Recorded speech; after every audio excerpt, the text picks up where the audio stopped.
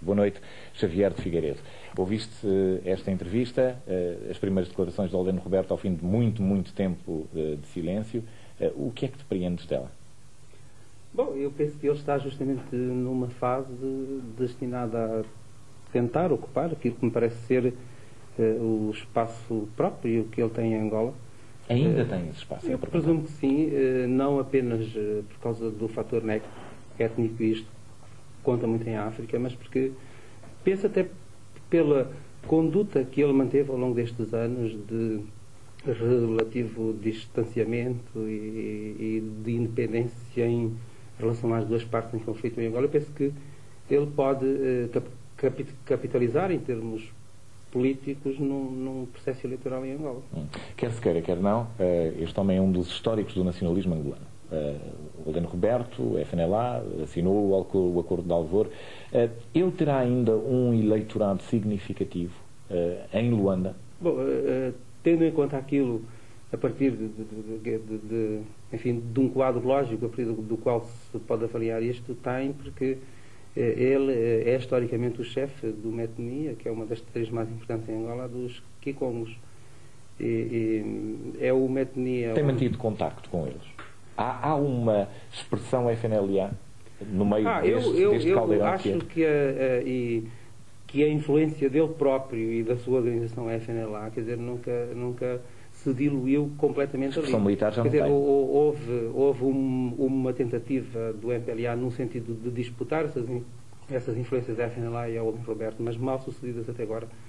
E nos últimos anos alguma penetração da UNITA entre esse eleitorado, esse apoio que a FNLA tem entre os Kikongos.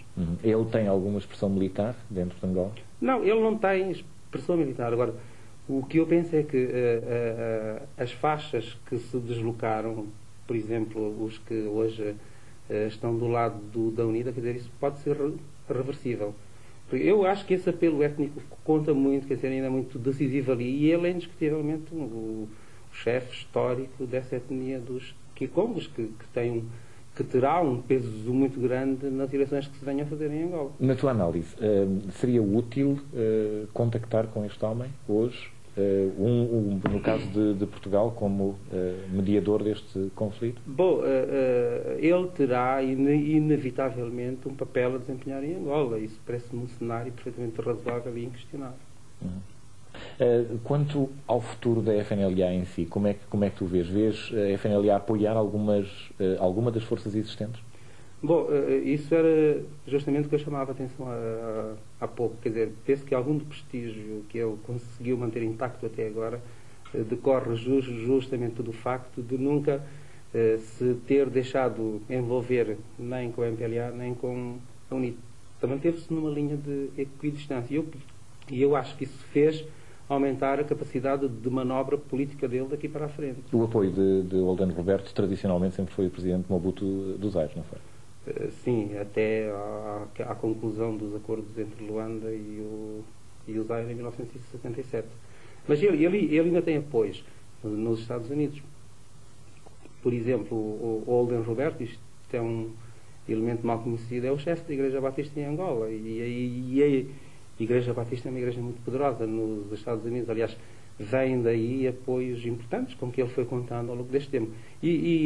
Acho que aquilo a que se chama normalmente a desmobilização da FNLA, ou mesmo a sua desintegração, quer dizer, penso que isto é muito mais aparente do que real.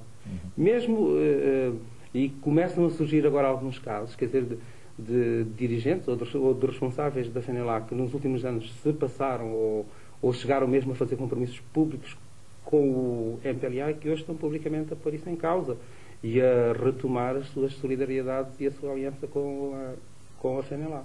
Quanto à notícia de abertura deste jornal, o ataque a Luena, como é que tu o lês? Achas que tem impacto para ter efeito nas conversações de paz que estão agora a ser travadas no Estoril? Bom, o problema da Angola ainda é basicamente uma guerra civil e para a qual não se encontrou uma solução, e o que é normal, aliás, isso é histórico, desde que o Coleritz explicou isso há 200 anos, quer dizer, a guerra ainda quer-se concordo com isso ou não, um instrumento de pressão, sobretudo nestas fases pré-negociais ou negociais. Por quem está a ser utilizado agora? Pelo MPLA ou pela UNITA? Bom, eu penso que isto é o reflexo de uma contradição. Este episódio do Luena, mas não só, tudo aquilo que no plano mais geral se passa em Angola, que é uma escalada militar muito grande, de facto. Isto vem à superfície do Luena, porque se trata de uma capital provincial, mas estão-se a passar imensas coisas destas em Angola. E eu penso que isto é uma decorrência de uma contradição, aliás, que me parece que tem perturbado o próprio processo negocial e que, em linhas gerais, é o seguinte. O MPLA precisa desesperadamente do cessar-fogo, porque está numa situação militar muito débil, mas, ao mesmo tempo, não tem dado sinais convincentes de querer fazer concessões políticas ou dar garantias políticas credíveis que justifiquem essa pretensão de alcançar o cessar-fogo o mais cedo possível, de preferência antes de se completar a retirada dos cubanos de Angola. Bom, eu penso que a UNITA responde a isto, quer dizer, a esta falta de garantias de que o MPLA faça as concessões políticas que eles consideram justas e legítimas, aumentando com um ataque militar contra a zona do caminho de ferro de Bengala. Aumentando a pressão militar.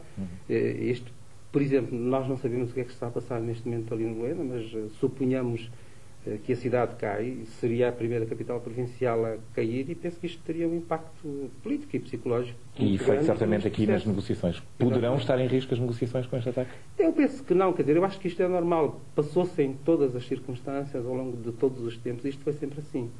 É normal que isto se passe, porque ainda há uma guerra para a qual não se encontrou uma solução, e é que os dois recorrem como instrumento de pressão política. Aliás, não faz muito mais de um ano que o MPLA lançou a sua maior ofensiva de todos os tempos contra a Jamba, porque nem sequer queria negociar com a UNITA. Nessa altura, o que prevalecia era a política de clemência e de integração da UNITA. Obrigado por ter vindo ao Jornal Domingo. Jornalista Xavier de Figueiredo.